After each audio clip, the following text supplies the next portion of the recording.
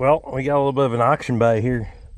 I noticed when I was pulling it out of the truck, when I bought it, they had no markings on it. When I was pulling it out of the truck, I could see this little round emblem on there. And there's some casting marks, 526, 516, 526. And I was going to take a pocket knife and see if I could scratch anything out of this. Looks like somebody's painted it before one time. And see if we can, is it Prentice? I'm assuming. Something. Looks like it was New York at one point.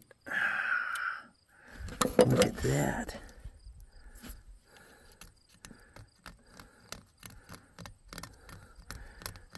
Prentice Bulldog